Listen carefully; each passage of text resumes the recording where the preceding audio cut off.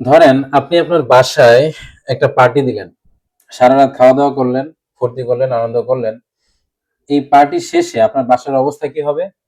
নিশ্চয়ই waste product গুলো চতুর্দিকে ছড়ানো থাকবে, এলোমেলো থাকবে।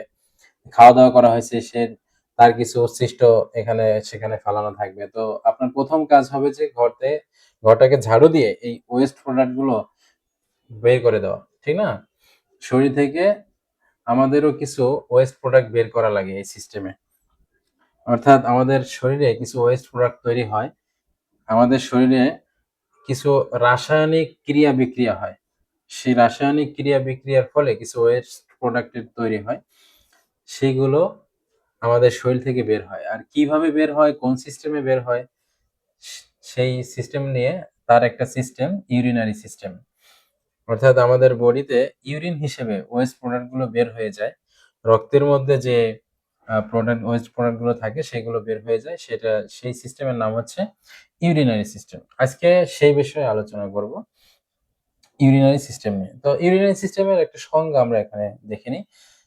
ইউরিনারি সিস্টেম কি? The system responsible for formation, transport, excretion of urine. এখানে তিনটা শব্দ আমরা মনে রাখার চেষ্টা করি। একটা ফর্মেশন, ট্রান্সপোর্ট, এক্সক্রেশন। অর্থাৎ কি হয়, ইউরিনারি সিস্টেমে কি হয়, ইউরিন উৎপাদন হয়, এরপর পরিস্রাবন হয়, এরপর নিষ্কাশন হয়, ইউরিন হিসেবে বের হয়ে যায়। অর্থাৎ যে সিস্টেমের মাধ্যমে, যে ক্রিয়া বিক্রিয়ার মাধ্যমে প্রস্রাব উৎপাদন এবং পরিস্রাবন এবং নিষ্কাশন হয়, তাকেই মূলত ইউরিনারি সিস্টেম বলা হয়। অর্থাৎ মূত্রতন্ত্র আমরা যেটা বলি, রেচন তন্ত্র। তো এই রেচন তন্ত্র, যেহেতু রেচন তন্ত্র, এই তন্ত্র কি? তন্ত্র হচ্ছে কয়েকটা অঙ্গ মিলে একই কাজ সম্পাদন করে, এগুলোকে মূলত তন্ত্র বলা হয়। তো আমাদের এখানে কয়েকটা অঙ্গ মিলে এই ইউরিনারি সিস্টেমটাকে সম্পাদন করে। তো কি কি আছে? One pair of kidney, one pair of ureter, urinary bladder, urethra. তো আমরা কয়েকটি অঙ্গ এখানে দেখতে পেলাম। কিডনি পেলাম দুটি, ইউরেটার দুইটি, ব্লাডার একটি, আর ইউরেথার একটি। আচ্ছা,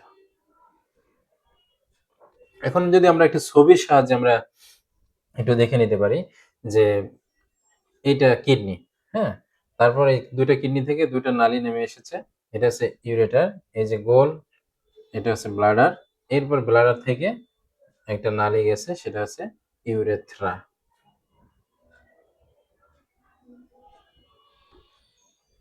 এখন প্রথমে আমরা আসি কিডনি। আমাদের ইউরিনারি সিস্টেমের যে কয়েকটা অঙ্গ, তার মধ্যে প্রধান হচ্ছে কিডনি। অর্থাৎ কিডনি হচ্ছে ফ্যাক্টরি বলতে পারেন, যে মূত্র উৎপাদন ফ্যাক্টরি।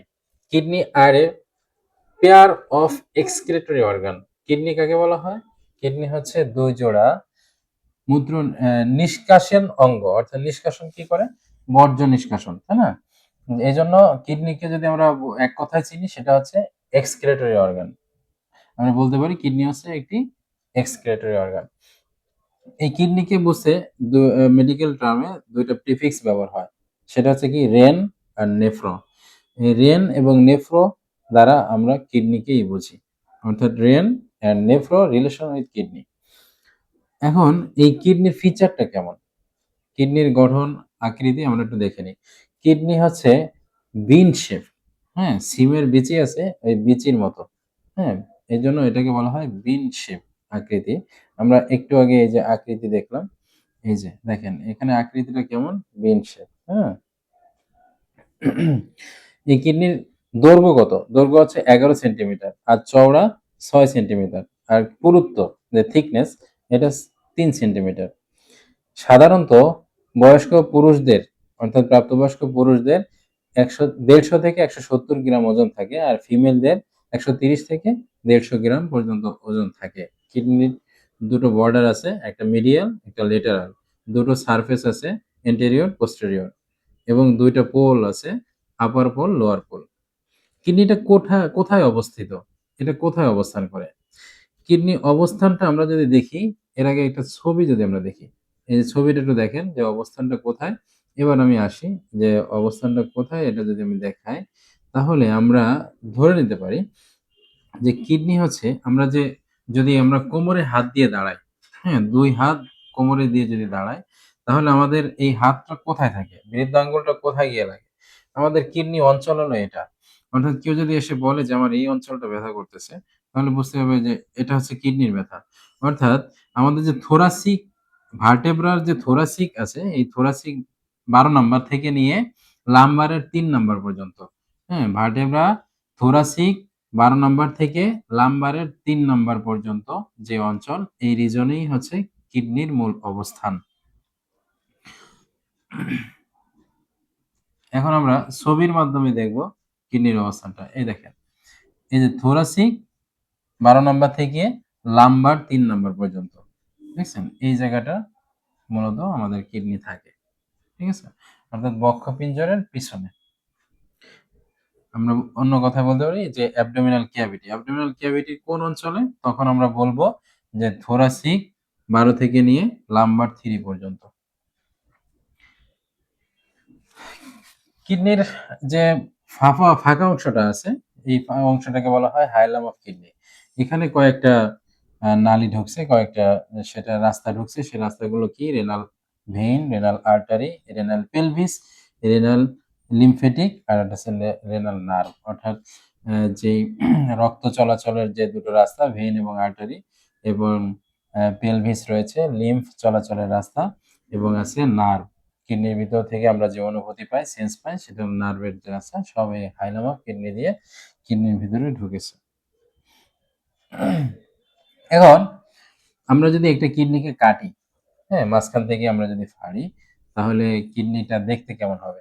যেমনটা আপনি বাসায় টমেটো কাটলে যেমন দেখায়, ওরকম একটা শেপ দেখাবে যে টমেটোর ভিতরে যে আকৃতিটা, এরকম একটা আকৃতি আপনি পেতে পারেন। এটা ইন্টারনাল স্ট্রাকচারটা এরকমই হয় সাধারণত। ইন্টারনালের ভিতরে কি থাকে? আমি যদি এই কিডনিটার শুরু থেকে এই বাহির থেকে আমি যাই যে পুরা কিডনিটার যে চতুর্পাশে যে পর্দাটা, হ্যাঁ? এটাকে সাধারণত ক্যাপসুল বলা হয়। ঠিক আছে? ক্যাপসুলের পরে এই যে অংশটা, পুরুত্ব অংশটা এটা হচ্ছে কর্টেক্স। এরপরে আমরা যে গোল একটা অংশ দেখতে পাচ্ছি, এটা এটাকে বলা হয় মেডুলা, হ্যাঁ? এরপরে পিরামিডের মতো যে অংশগুলো এটা সাধারণত পিরামিড বলে। পিরামিডের মাথার যে অংশটা সেটাকে বলা হয় প্যাপিলা। এরপর যে এই যে হলুদ অংশটা সাদা খালি অংশটা, এই খালি অংশকে সাধারণত পেলভিস বলা হয়। এই পেলভিসের ভিতরে আমাদের ক্যালিক্স রয়েছে। আম এই ক্যালিক্সের ভিতরে আমরা যখন পাথর পাই কিডনির মধ্যে, এই ক্যালিক্সের মধ্যেই আমরা বেশিরভাগ টাইমে পাথরটা পেয়ে থাকি। তারপর পেলভিসের পরে এই যে একটা মোটা নালী বের হয়েছে, এটাই মূলত ইউরেটার। ২ টা কিডনি দিয়ে ২ টা ইউরেটার এখান দিয়ে বের হয়েছে। তো মোটামুটি আমরা কিডনির যে ইন্টারনাল যে আমাদের অ্যানাটমিটা আমরা আশা করি বুঝতে পেরেছি। চতুর্পাশে আমাদের থাকে কি? ক্যাপসুল, তারপরে কর্টেক্স, এরপরে থাকে কি? মেডুলা, তারপর পিরামিড, প্যাপিলা, এরপর এই যে পেলভিস অঞ্চল, এই পেলভিসে রয়েছে আমাদের কি? ক্যালিক্স। তো আমাদের যে কিডনির ভিতরে মূল যে আ অংশটা, সেটা আমরা ভিতরের অংশটা আমরা এতক্ষণে বুঝে ফেললাম। এখন ফাংশন অফ কিডনি, কিডনির ফাংশনটা কি? কাজটা কি? এটা ফিল্টারেড ব্লাড, ঠিক আছে? ব্লাড ফিল্টারেশন করে এবং ওয়েস্ট প্রোডাক্ট গুলো যে থাকে এটা ইউরিন হিসেবে বের করে দেয়। এরপর ব্লাড প্রেশার নিয়ন্ত্রণ করে, হ্যাঁ? মেইনটেইন ওয়াটার ব্যালেন্স, যে আমাদের বডিতে যে ওয়াটার আছে ওয়াটারটা ব্যালেন্স করে। এরপর ইলেক্ট্রোলাইট কে ব্যালেন্স করে। বডি ফ্লুইড রয়েছে আমাদের বডিতে, যেমন ফসফরাস, ম্যাগনেসিয়াম, ক্যালসিয়াম, ভিটামিনস, এইগুলোকে কি করে? সে ব্যালেন্স করে। যতটুক রাখার দরকার ততটুক রাখতে সে ব্যালেন্স করে। এখন আমরা যদি এই কিডনিটাকে একটু দেখি, একটা পূর্ণাঙ্গ কিডনি দেখতে কেমন আর একটা কাটা যদি আমরা মাঝখান থেকে ফাড়ি, ভিতরে ইন্টারনাল যে কিডনি এর ভিতরে কেমন থাকে আমরা দেখতে পাচ্ছি, তাই না? এই যে ভিতরে রক্তনালী ঢুকছে, রক্তনালী আবার বের হয়েছে, হ্যাঁ? ভেইন, ভেইন, রেনাল আর্টারি আমরা এখানে স্পষ্ট দেখতে পাচ্ছি। একটা কিডনিকে যদি আমরা আল্ট্রাসোনোর ভিতর দিয়ে ক্যামেরা দিয়ে দেখি তাহলে দেখতে সাধারণত এরকম দেখা যায়। এই যে আমরা দেখতে পাচ্ছি রেনাল কর্টেক্স দেখা যাচ্ছে, হ্যাঁ? পিরামিড দেখা যাচ্ছে, তারপর ক্যালিক্স গুলো দেখা যাচ্ছে, minor calyx, major calyx, pelvis আমরা দেখতে পাচ্ছি। ওই যে কালারিং করা। এখন আপনাদের যদি আমি প্রশ্ন করি এখানে এই অংশটা রাখা হয়েছে প্রশ্নের জন্য। যারা আপনারা দেখতেছেন তাদেরকে আমি ধরেন প্রশ্ন করছি। আমি একটা পরীক্ষা নিচ্ছি যে এতক্ষণ যে আমরা কিডনির যে অ্যানাটমিটা পড়লাম, আমি যদি একজনকে জিজ্ঞাসা করি যে এই যে কফি কালারের যে অংশটা দেখা যাচ্ছে এই অংশটার নাম কি? বলেন তো? আপনি যেই দেখতেছেন আপনাকে আমি প্রশ্ন করছি। এটার অংশের নাম কি? আপনি যদি বলতে পারেন তাহলে বুঝলাম যে এতক্ষণ আপনি মনোযোগ সহকারে আপনি কি করছেন? ক্লাসটা করেছেন। কিডনির মূল অংশ নেফ্রন। আমাদের একটা কিডনিতে 10 মিলিয়ন থেকে 12 মিলিয়ন অর্থাৎ প্রায় 10 লক্ষ থেকে 12 লক্ষ নেফ্রন থাকে। ঠিক আছে? প্রায় সরি একটা কিডনিতে প্রায় 1 মিলিয়ন নেফ্রন থাকে। মিলিয়ন মানে 10 লক্ষ, ঠিক আছে? তাহলে 1 মিলিয়ন নেফ্রন থাকে। তো এই নেফ্রন গুলোই মূলত আমাদের কিডনির একক। হ্যাঁ, একটা কিডনিকে যদি আপনি চান যে আমি ক্ষুদ্র বিশাল অনেকগুলো অংশে বিভক্ত করব তাহলে কি বের হবে? এটা একটা নেফ্রন বের হবে। তাহলে আমরা নেফ্রন কি বলতে পারি? Nephron is the structural and functional unit of kidney. অর্থাৎ গঠনগত এবং কার্যগত একক। কিডনির গঠনগত এবং কার্যগত একককে কি বলা হয়? নেফ্রন বলা হয়। প্রত্যেকটা কিডনিতে 1 মিলিয়ন নেফ্রন রয়েছে। আর প্রত্যেকটা নেফ্রনের দৈর্ঘ্য হচ্ছে 50 মিলিমিটার। এখন নেফ্রনকে যদি আমরা একটু চিত্রের সাহায্যে বোঝার চেষ্টা করি, তাহলে এই চিত্রটার দিকে একটু লক্ষ্য করেন। এই যে একটা নেফ্রনে কি থাকে? ঠিক আছে? এই নেফ্রনে কি থাকে? তাহলে আমরা এই নেফ্রনকে এভাবে আমরা আমরা এবার নেফ্রন বুঝবো।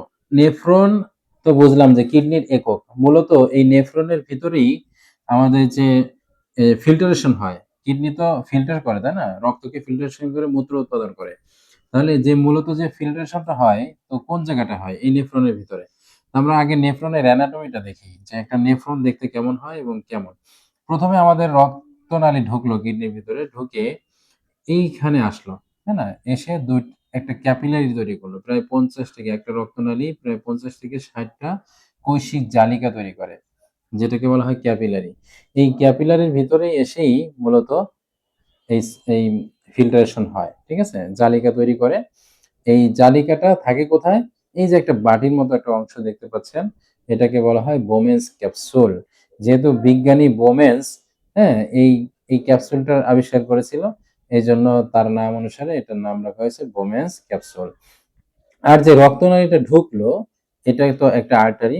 তো এখানে ঢুকে ক্যাপিলারি তৈরি করলো। এর আগ পর্যন্ত এটাকে বলা হয় ইফারেন্ট আর্টারি। ঠিক আছে? Efferent artery. আর ক্যাপিলারি তৈরি করে যখন আবার এখান দিয়ে বের হয়ে গেল, এটা হচ্ছে এফারেন্ট আর্টারি। তার মানে এফারেন্ট মানে হচ্ছে নিয়ে আসা, আর ইফারেন্ট হচ্ছে কি? নিয়ে যাওয়া। মানে কোথাও থেকে নিয়ে কেন্দ্রে নিয়ে আসা। আর এটা হচ্ছে এফারেন্ট। আর কেন্দ্র থেকে অন্য জায়গায় নিয়ে যাওয়া, এটা হচ্ছে ইফারেন্ট আর্টারি। তাহলে এখানে ঢুকলো, এটা হচ্ছে এফারেন্ট আর্টারি, এরপরে নিয়ে গেল, এটা হচ্ছে ইফারেন্ট আর্টারি। তো এই ক্যাপিলারি তৈরি করে এখানেই মূলত ফিল্ট্রেশন হয়। ঠিক আছে? ফিল্ট্রেশন হয়ে যে ফিল্ট্রেটটা হয়, রক্ত ফিল্ট্রেশন হয়ে যে ফিল্ট্রেট হয়, পরিশোধন হয়ে যে জিনিসটা নিচে পড়ে, সে ছাঁকনি দিয়ে ছাকার পরে যেটা পড়ে সেটা একটা বাটিতে পড়বে। তাহলে সেই বাটিটার নাম হচ্ছে বোমেন্স ক্যাপসুল। ঠিক আছে? এটার নাম কি? Bowman's capsule. আর এই যে জালিকা তৈরি করেছিল, হ্যাঁ? কৈশিক জালিকা তৈরি করেছিল, ওটার নাম হচ্ছে গ্লোমেরুলাস। ওটার নাম কি? গ্লোমেরুলাস। আচ্ছা। এরপরে আমাদের এইখান থেকে নেমে আসলো। এইখান থেকে এইটুক যে আমরা আলোচনা করলাম, এরপরে শুধু টিউব, হ্যাঁ? লম্বা একটা টিউবিউল চলে আসছে। তো এই টিউবিউলের আমরা এখানে একটা ভাঁজ দেখতে পাচ্ছি, এখানে একটা প্যাচ দেখতে পাচ্ছি, আর এখানে ইউ আকৃতির একটা আমরা অংশ দেখতে পাচ্ছি। ঠিক আছে? তো অ্যা এই যে ১ম বোমেন্স ক্যাপসুলের কাছে বা গ্লোমেরুলাসের কাছে যে প্যাচটা, হ্যাঁ? তো এই প্যাচটার আমরা নাম দিতে পারি যে নিকটবর্তী পেঁচানো নালিকা। আর এই যে দূরবর্তীতে যেটা প্যাচ আছে, এই প্যাচটার আমরা নাম দিতে পারি দূরবর্তী পেঁচানো নালিকা। অর্থাৎ এই নিকটবর্তী যেটা, এটা হচ্ছে পিসিটি, প্রক্সিমাল কনভলিউটেড টিউবিউল। ঠিক আছে? পিসিটি। আর এই দূরে যেটা আছে, এটার নাম হচ্ছে ডিসিটি, অর্থাৎ ডিস্টাল কনভলিউটেড টিবিউল। ঠিক আছে? আচ্ছা। তো এইখান থেকে আবার এই যে ইউ আকৃতির একটা লোব এসেছে, লোব। এই লোবটা এই লোবটা যিনি আবিষ্কার করেছিলেন এই বিজ্ঞানীর নাম আছে ফ্রেডরিক হেনলি। এজন্য তার নাম অনুসারে এটার নামকরণ করা হয়েছে লুপ অফ হেনলি। তাহলে হেনলির লুপ, ঠিক আছে? Loop of Henle. তো এইখানে মূলত আমাদের কিগুলো হয়? এখানে মূলত ফিল্ট্রেশন গুলো হয়। আবার এই নালীর ভিতরে কিছু আমাদের আঙ্গুলের মাথার মতো কিছু অংশ আছে যেগুলোর নাম আছে ভিলাই। হ্যাঁ? যার নাম আছে মাইক্রোভিলাই। মাইক্রো মানে ক্ষুদ্র, আর ভিলাই হচ্ছে আঙ্গুলের মাথার মতো ক্ষুদ্র, ক্ষুদ্র কিছু অংশ। এটাকে বলা হয় মাইক্রোভিলাই। এখানেই মূলত সেই শোষণ কার্যগুলো হয়। এখান থেকে বের হয়ে যায়। এই ফিল্ট্রেট গুলো এখান দিয়ে নামিয়ে আসে। এই ফিল্ট্রেটের ভিতরে তো অনেক কিছু থাকে, তাই না? প্রয়োজনীয় শরীরের দরকার এগুলো অনেক কিছু থাকে। এই অনেক কিছু এখান দিয়ে চলে যায়। কিন্তু সেটা আবার এখানে কি হয়? রিঅ্যাবজর্পশন হয়। রিঅ্যাবজর্পশন পুনঃশোষণ হয়ে এখানে রয়ে যায়। তো এই টিবিউল দিয়ে তো রিঅ্যাবজর্পশন হয় সেটা আমি পরে বলবো আরো আলোচনায়। এখানে আমরা এটুক তো বুঝতে পারছি। এখানে আর্টারি ঢুকলো, গ্লোমেরুলাস তৈরি হলো, তারপরে এটা বোমেন্স ক্যাপসুল, বোমেন্স ক্যাপসুলের পরে পিসিটি, এরপর এটা হলো ডিসিটি, আর এটা লুপ অফ হেনলি। এরপরে যায় একটা লম্বা একটা ডাক্ট, টিবিউল। এই টিবিউলটা আছে কালেক্টিং টিবিউল, ঠিক আছে? একটা কালেক্টিং টিবিউলের সাথে একাধিক নেফ্রন থাকতে পারে, ঠিক আছে? যেমন এই যে এখানে কালেক্টিং টিবিউল, কালেক্টিং টিবিউলের সাথে একাধিক কি আছে? এখানে একটা নেফ্রন থাকবে, এখানে একটা নেফ্রন থাকবে, এখানে একটা নেফ্রন থাকবে। তো একাধিক নেফ্রন থাকতে পারে। তো নেফ্রনের সাহায্যে আমাদের কিভাবে মূত্র উৎপাদন হলো? তো আমরা প্রথমে আমাদের এখানে এই গ্লোমেরুলাসের রক্ত কি হলো? ফিল্ট্রেশন হলো। ফিল্ট্রেশন হওয়ার পরে এখান দিয়ে মূলত এই যে ফিল্ট্রেটটা এখানে ঢুকলো, হ্যাঁ? এখানে ঢুকে এই যে প্রক্সিমাল কনভলিউটেড টিবিউল এইখানে রিঅ্যাবজর্পশন হয়। আবার এই রিঅ্যাবজর্পশন কেন হয়? কারণ আমাদের এখান মূত্রনালী যে মূত্র যে তৈরি হবে, এই মূত্র তৈরি হওয়ার যে প্রক্রিয়া, এইখানে রক্তটাকে ছাঁকা হলো। ছাঁকার পরে এই রক্তের সাথে অনেক প্রয়োজনীয় জিনিস চলে যাচ্ছে মূত্রের সাথে। যেগুলো চললে তো এগুলো তো বাহির করে দেওয়া যাবে না। বডির বাইরে দেওয়া যাবে না। কারণ এটা বডিতে আমার দরকার। এইজন্য এইখানটায় অর্থাৎ পিসিটি, এই পিসিটিতে এবং লুপ অফ হেনলিতে রিঅ্যাবজর্পশন হয়। রিঅ্যাবজর্পশন হয়ে প্রয়োজনীয় যে জিনিসগুলো এগুলো রেখে দেয়। মোটামুটি নেফ্রন সম্পর্কে আমাদের আইডিয়া হয়েছে। তো নেফ্রনটা দেখতে ঠিক এরকম। তো আসলে এই আমাদের নেফ্রনটা থাকে কোথায়? এই যে কিডনি দেখছেন তো? এই যে কিডনি, এই কিডনির যে কর্টেক্স আর মেডুলা অঞ্চল, এই মেডুলা এবং কর্টেক্স অঞ্চলেই মূলত আমাদের নেফ্রন থাকে। এই নেফ্রনটা এখান থেকে শুরু হয়। নেফ্রনের ভিতরে ফিল্ট্রেশন হলো। ফিল্ট্রেশন হয়ে মূত্রটা কোথায় গেল? এই নেফ্রনের মধ্যে ফিল্ট্রেশন হয়ে কোথায় গেল? এই যে পিসিটি, ঠিক আছে? এই ওমেন্স ক্যাপসুল থেকে আসলো পিসিটি, পিসিটি থেকে লুপ অফ হেনলি, এরপরে ডিসিটি, ডিসিটি হচ্ছে কালেক্টিং টিবিউল, কালেক্টিং টিবিউলে গিয়া এরপর এই যে আমাদের এখানে যে অংশগুলো দেখতে পাচ্ছেন পিরামিড, এই পিরামিড দিয়ে ঢুকে আমাদের পেলভিস অঞ্চলে আসলো, ঠিক আছে? পেলভিস অঞ্চলে এসে এই পেলভিসের মাথায় আছে কি ইউরেটার, ইউরেটার দিয়ে তারপর গিয়ে আমাদের জমা হলো ব্লাডার। এই যে যে ব্লাডার, এই ব্লাডারে জমা হলো। ব্লাডার সাময়িকভাবে এখানে মূত্র জমা থাকে, তারপর চাপের সৃষ্টি হয়, ইউরেথ্রা দিয়ে বের হয়ে যায়। ইউরেথ্রা দিয়ে আমাদের আউটসাইডে বের হয়ে যায়। মোটামুটি আমাদের এই আলোচনা এখানেই থাক। অ্যানাটমির আলোচনা এখানে শেষ হলো। পরবর্তীতে আমরা ফিজিওলজি আলোচনা করবো ইনশাআল্লাহ।